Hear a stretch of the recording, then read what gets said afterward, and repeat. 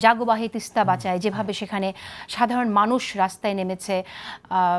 BNP প্রোগ্রামটা আয়োজন করেছিল সেটা নিয়ে কিন্তু আমরা গণমাধ্যমে আলোচনা দেখিনি এমনকি আমরা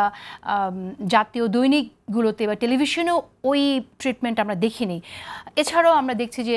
বিএনপির অ্যাক্টিং চেয়ারপারসন তিনি তার দলের বিভিন্ন প্রোগ্রামে বারবারই উনি বলছেন যে আগামীতে বিএনপি রাষ্ট্র ক্ষমতায় গেলে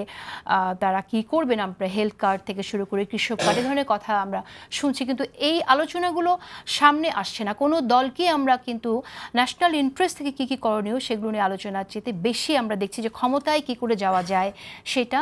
নিয়ে বেশি কথা হচ্ছে আপনার মন্তব্য শুনি সেটা হলো যে দেখেন একটা কথা সত্য যে ধরেন তিস্তা নিয়ে আপনি যেটা বললেন তিস্তা আন্দোলন এটা তো মিডিয়াতে এক ধরনের ব্ল্যাক আউট ছিল এবং সোশ্যাল মিডিয়াতে যারা সচেতন লোক তারা অ্যাক্টিভিটির মাধ্যম দিয়ে পরবর্তী সময় অনেক মিডিয়া কভার করতে বাধ্য হয়েছে তারপরেও এটা যেই লেভেলের আপনার কর্মসূচি সেই লেভেলে মিডিয়াতে আসে নাই কিন্তু এটা আমাদের জন্য সবচেয়ে জরুরি কর্মসূচি ছিল একইভাবে আপনার সেন্সরশিপের একটা ধারণা আছে এটা বিখ্যাত ফিলোসফার উম্বার্তো ইকো বলেছিলেন সেন্সরশিপ মানে এটা না যে আপনাকে আমি প্রকাশ করতে দিলাম না আপনাকে আমি আটকাই দিলাম হ্যাঁ আপনাকে ভয় দেখাইলাম সেন্সরশিপের একটা কার্যকরী মাধ্যম আছে আর কার্যকরী ধরন আছে সেটা হলো যেটা ইস্যু সেটা না যেটা নন ইস্যু সেটাকে ইস্যু বানানো সামনে নিয়ে আসা এবং ফ্যাসিবাদ ফাংশন করে এইভাবে এজন্য আমি শুরুর দিন থেকে যে কথাটা বলতাম যে আমরা একটা লেট ফ্যাসিজমের মধ্যে আছি আর ফ্যাসিজম উইদাউট শেখ হাসিনা কারণ পুরো কাঠামোটা রয়ে গেছে এবং ফ্যাসিজম শুরু হয় কিভাবে রুই জিঙ্ক একটা পর্তুগিজ রাইটার উনি বলছে যে ফ্যাসিবাদ শুরুর কথাটা যেটা সাকিব এখানে আলোচনা করলো যে কাঠামো সমাজে যেটা রয়ে গেছে এটা লক্ষণ তো বুঝতে হবে আপনার লক্ষণটার প্রাইমারি লক্ষণ একদম প্রিন্সিপাল প্রাইমারি লক্ষণ হইল আমি ভালো বাকি সবাই খারাপ যখন কোনো দলের মধ্যে এই টেন্ডেন্সি ঢুকে যাবে বুঝতে হবে সেই দল ফ্যাসিবাদের পথে হাঁটতেছে মানে সে ভ্যালু জাজমেন্ট দিয়ে দিবে এবং সে শুধুমাত্র অন্যে কত খারাপ অপরজন তার প্রতিপক্ষ কত খারাপ এটাকে ব্র্যান্ডিং করার মধ্য দিয়ে নিজে ভালো এটা প্রতিষ্ঠা করার পদ্ধতি নিবে বুঝতে হবে দেশ ফ্যাসিবাদের দিকে যাচ্ছে এটা একদম ফ্যাসিবাদ নিয়ে যারা কাজ করেন এটা প্রাইমারি লক্ষণ আকারে ধন্যবাদ আপনাকে খুব বেশি সময় নেই আমি যেটা বলছি জানেন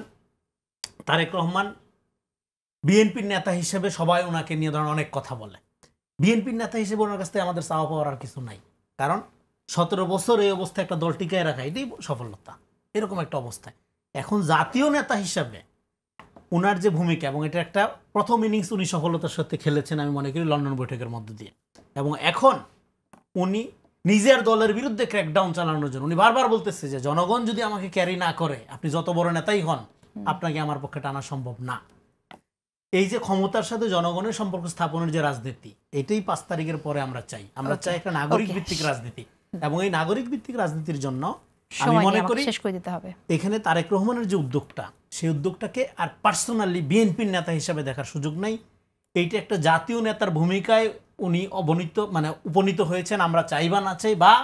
রাজনীতি যদি আপনি মিন করেন আপনি যে দলই করেন এখানে একটু শেষ করি যে দলই করেন আপনাকে এই জিনিসটা করতে হবে যে আপনার ন্যাশনকে প্রোটেক্ট করার জন্য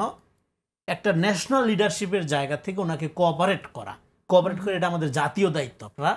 যেই দলই করার মধ্য দিয়ে আপনি কি করবেন